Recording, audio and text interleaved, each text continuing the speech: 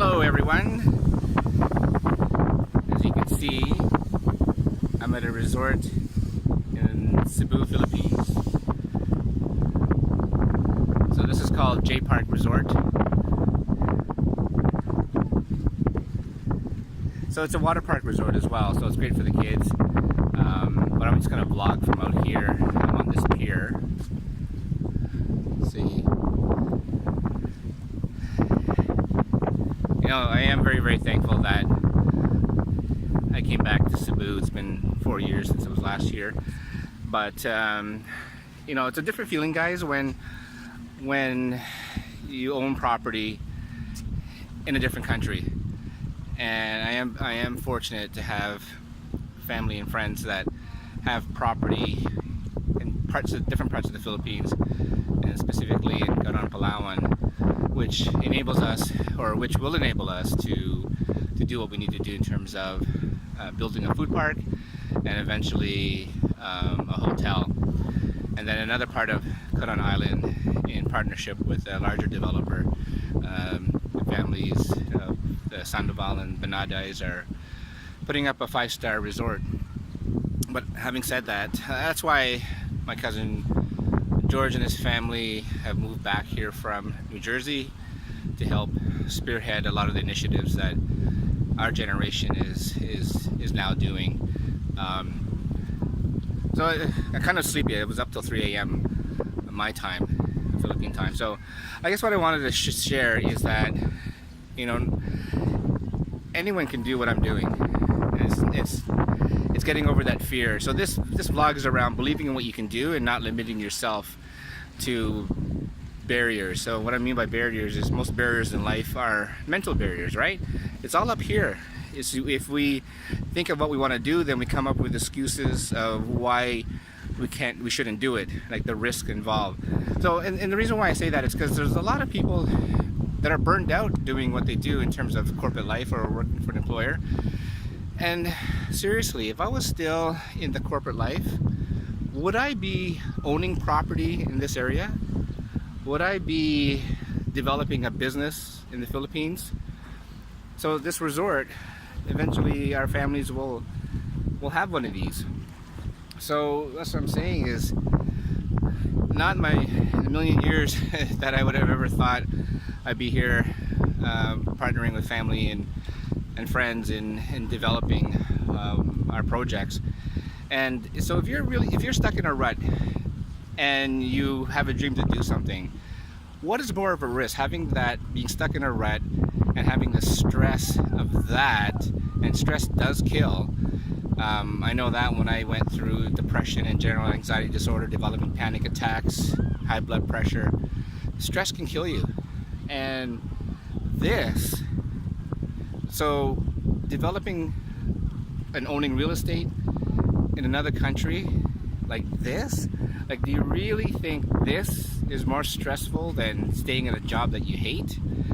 So what I'm saying is, you can do it. So if you're stuck in a rut, and you have a dream, surround yourself with good people. So what I'm saying by that, as I mentioned before, is you surround yourself with good people who can execute, or have a track record of executing and implementing their goals. Because anyone can have a great idea. We all have great ideas, but it's executing those ideas that really matter, right? So as long as if you don't execute on those dreams, you don't execute on those goals that you want to do, what's the point? Then we end up complaining about jobs we hate, and all you do is complain. Like, seriously, I hate complainers now. Maybe I'm complaining about complainers. I don't know, but I don't like being around negative people, and I include family in that as well. So family that are negative, you know who you are, and I don't need that, and my family doesn't need that. And if we listen to all the negative naysayers out here, or out there, including family and friends, we wouldn't be enjoying this. And it's a different feeling when I look at this and say, you know what? I own real estate in this area now. It's a much different feeling than saying, I got to go back to a corporate job I can't stand. So the last few days of your vacation, you're all stressed out and you don't appreciate this. So, you know, in believing in yourself, so surround yourself with good people. And what I found in doing that, you know, especially in high school, I had a great time in high school, But I failed a lot of my grades because I hung around people who didn't focus on academics, who didn't only focused on partying. And that's great till a certain stage. But after that, you've got to focus on something different. You got to focus on doing good things. And my motivator by coming here is not money, believe it or not. It's how do I get to travel more, live outside of Canada for half the year, and be closer to the Banadas and the Esguerra cousins that are here in the Philippines. And how can I facilitate that and have it and help people, help employ Filipinos and contribute to the economy? At the same time, it's a business expense. When I look back and I flew here on business class with my family. I couldn't have done that if I was still salaried at the bank. Spending that kind of money when you're salaried is it's a big chunk, right? But when you're self-employed, as long as your business is making money, which my consultancy is, then you have certain tax privileges or tax write-offs that you can do. So I know I'm kind of rambling on. I only have about 4 hours to sleep. So believe in yourself. Surround yourself with great people, with people who are positive, but surround yourself with positive people who can execute on their goals and ideas. Because what happens is if you just talk about great ideas and you don't execute them, and you just end up just complaining about your job. And that's when I hear complainers about their jobs, it always bothered me. It's like, well, then leave. Like, who's controlling you to stay there? Who's forcing you to stay there? And if it's a function of money, then essentially then you've become a slave to that job that you hate. So, when I look back, I'm glad that I experienced what I experienced in terms of depression and mental health, and now I can talk about it. And you know what? Mental health affects 1 in 4 people. Yes, there's some negative stigmatism around it, but when I look around and I look at people here, 1 in 4 of all of these people here have mental health issues. So I'm not alone. So I'm glad I experienced it, because by experiencing that, by having a low time in my life, it made me realize what's important in life. And it's not the material things in life. Like, well, I wouldn't want a McLaren P1 or maybe a Porsche 918 Spider. Always wanted one of those cars, but no, I'm not going to get one of those. But what motivates me in life now is seeing my kids happy, seeing Karen very happy, and I'm very, very thankful for Karen and believing in me and believing in what we can do. And she supports our endeavors here in the Philippines. Because do I want to give this up to have an office on Bay Street anymore? And the answer is hell no. There's no way I'm going back to Bay Street and give this up. And what I mean by giving this up is you only come here on vacation. Way different feeling coming here knowing that, hey, I own real estate. So it's a big difference. That's why when I see on Facebook, I see some of my friends are in a rut, some of my family members are in a rut.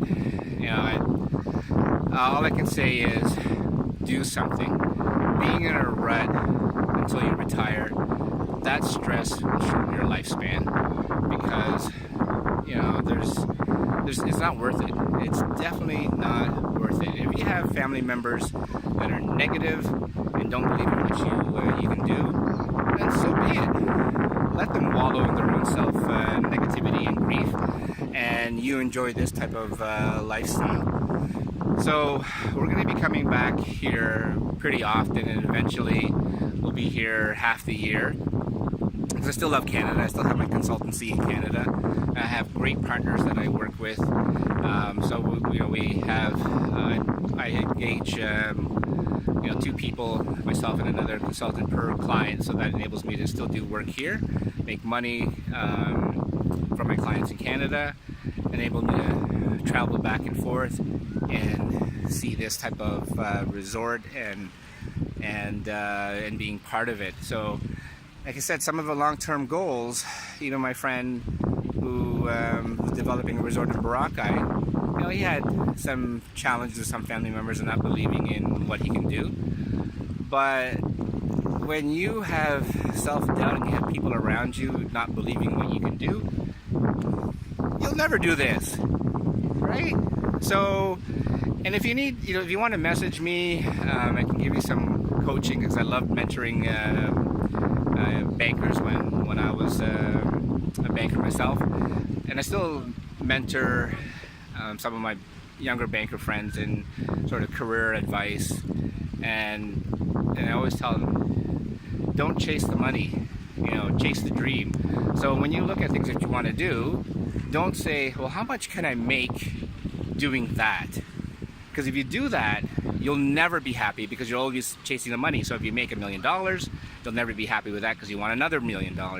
So you look at in your life is what makes me happy, and you partner with positive people who can execute and develop ideas that you can make money by doing something that you love, right? So for me, I love consulting. I love helping clients negotiate with their banks, and I love being on the outside, because we can structure deals that make sense for the bank and make sense for the client. And I love being able to do real estate transactions here in the Philippines, and setting up a food park and a hotel eventually. And that's just one of several ideas. Medical containers, so these are medical clinics using shipping containers. So if you Google clinic in a can, you'll see what I'm talking about. So for my nursing and medical relatives or friends out there, and you're burned out from a nursing job that you never wanted to go into but your mother wanted you to go into, then how do you make money? By using your nursing and medical knowledge, and you do it by owning your own small business. And that means opening up a clinic, partnering with Canadian Red Cross and getting doctors to do some pro bono work there. But otherwise, you own the clinic. So for me, it's like, why wouldn't you do that? It's pride of ownership. So if you're stuck in a rut, believe in what you can do, but chase the dream. Don't chase the money. Money is good, that's really good, but it's really chasing the dream. What makes you happy, and then coming up with ideas and ways that you can make money by doing something that you really love. So, sorry for the long rant, but otherwise, this, and look at this boat out here. I'll show you. In Filipino, we call these bangka. Although this is a big pontoon boat. Right there. It's a big pontoon boat right there.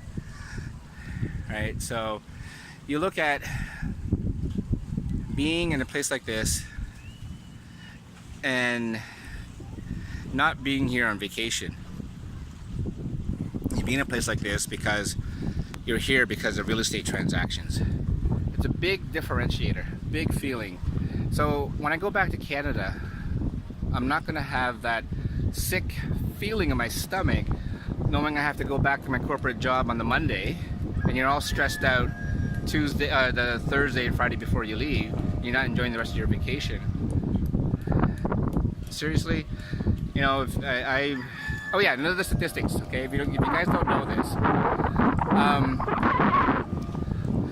most of the wealth in say Canada, or in the world in general, are held by people who own the small businesses. So the people that work for the small business or work for the corporations, and you have your RSPs, you have your 401ks, you have your pension, that's not true wealth.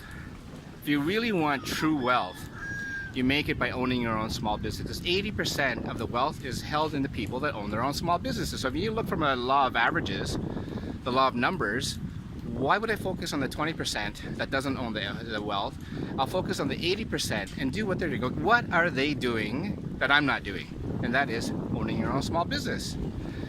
It doesn't mean that it's doing something you don't love. You can have small business in little different areas. I look at some of the poor people here in the Philippines, and they own their own small business, whether it's selling, hot buns, chiclets, cigarettes. At least they're doing something to generate a living, but they own that business. So, and that's what I'm trying to, advise you is own your own small business. Yeah, the corporate life is great, gives you the experience, what you need to do, but really, own your own small business. That's where wealth is created, not by working for a company, working for a bank, unless you're the CEO and executive, But for every large bank out there, there's only one CEO and a handful of executive, high-level executives. Most of the peons, 99% of us, are on the lower peons, and those are the ones, they're not making money. You're making 50, 60, 100,000. Most commercial bankers make minimum 100,000. You know, but seriously, 100,000 when you own your own small business. For some of us, 100,000 is like 2 contracts and maybe a month of work. So, and that's why, you know, I never thought you could make this kind of money by doing working for a bank or working for a corporation.